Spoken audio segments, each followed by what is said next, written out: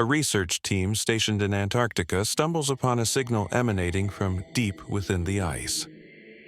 What they awaken is not just an ancient horror, but the chilling realization that humanity's perception of reality is a fragile construct on the verge of collapse.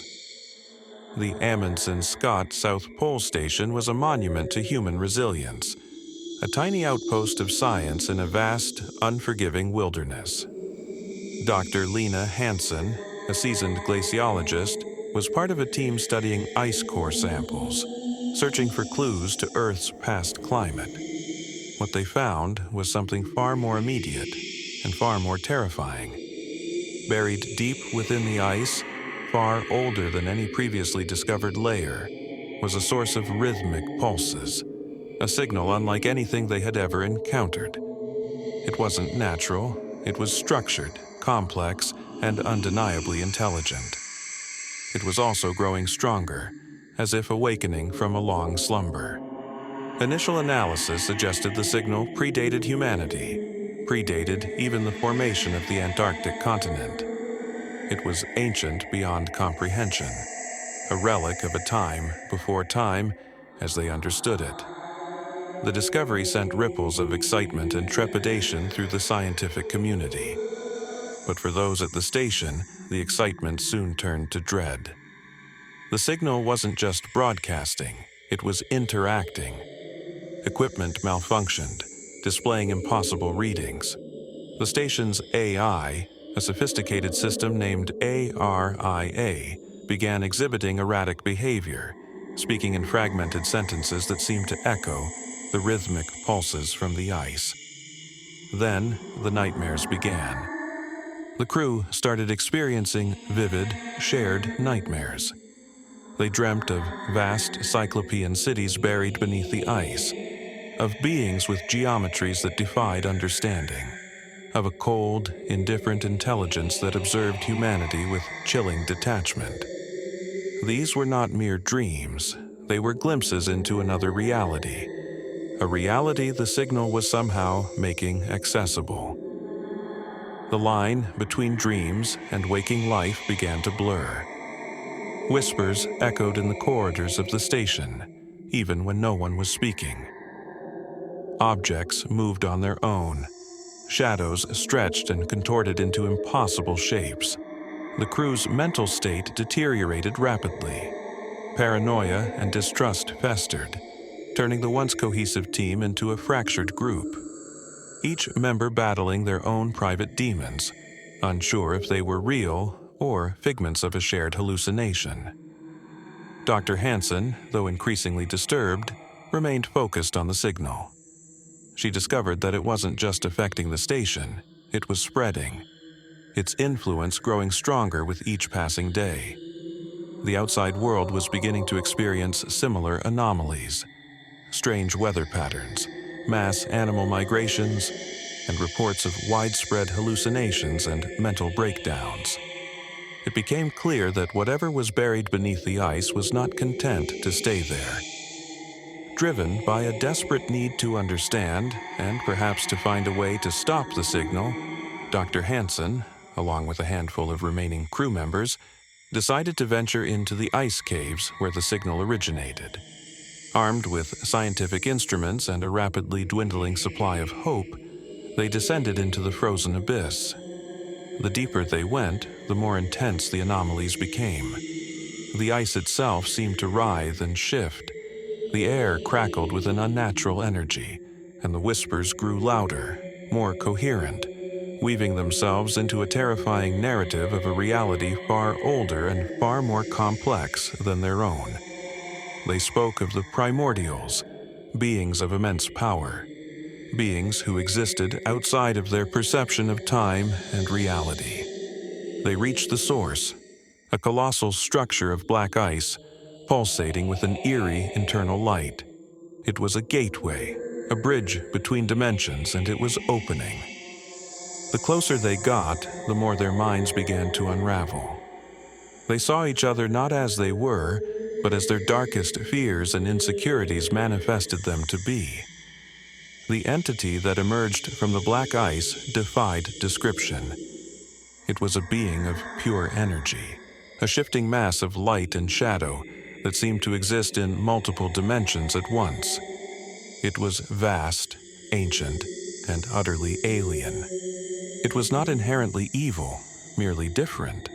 So incomprehensibly different that human minds could not process its existence without breaking.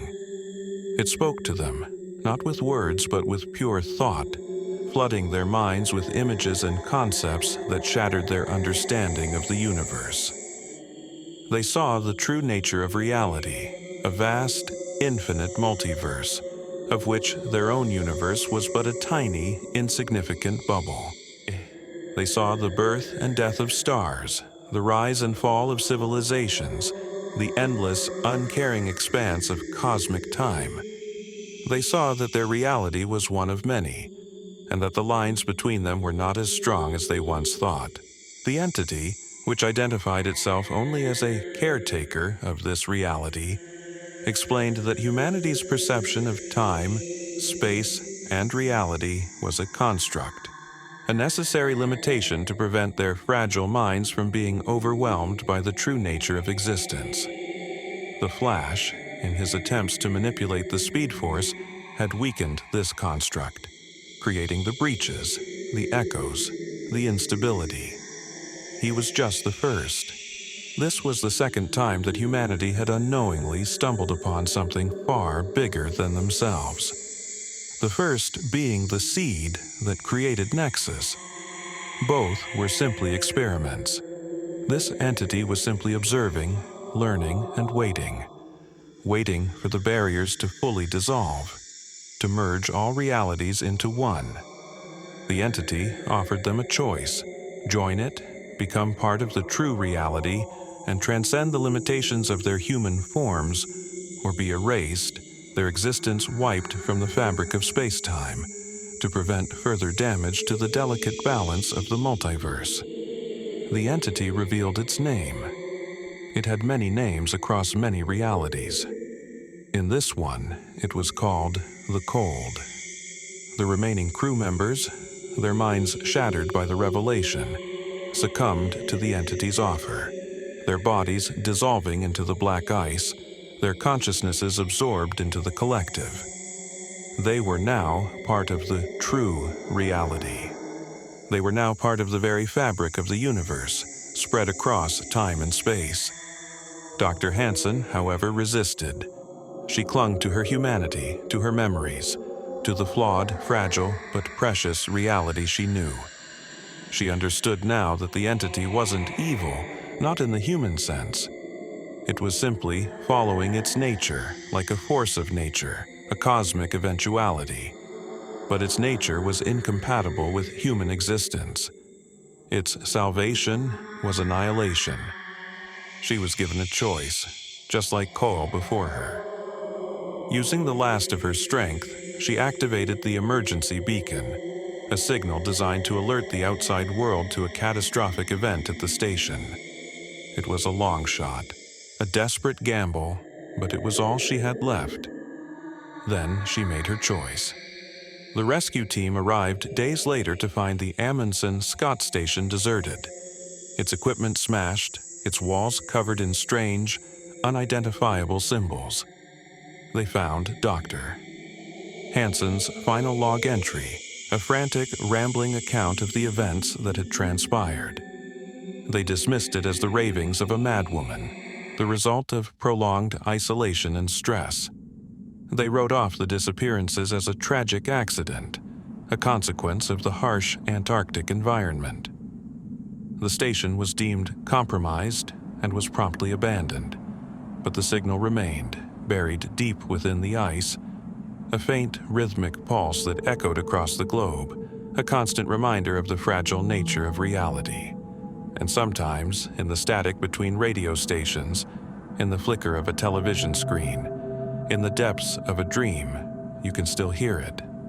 The whispers, the invitation, the promise of a reality beyond human comprehension. The world moved on, oblivious to the horrors that lurked just beneath the surface, just beyond the veil of perception. But the ice remembers, the silence remembers, And somewhere, in the vast emptiness between worlds, the cold waits. It has all the time it needs. After all, it has an eternity to find another world, another species, another reality, and the cycle will begin anew.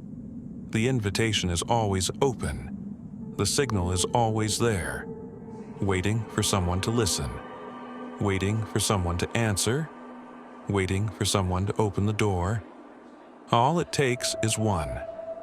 Just one curious mind, and it will all begin again.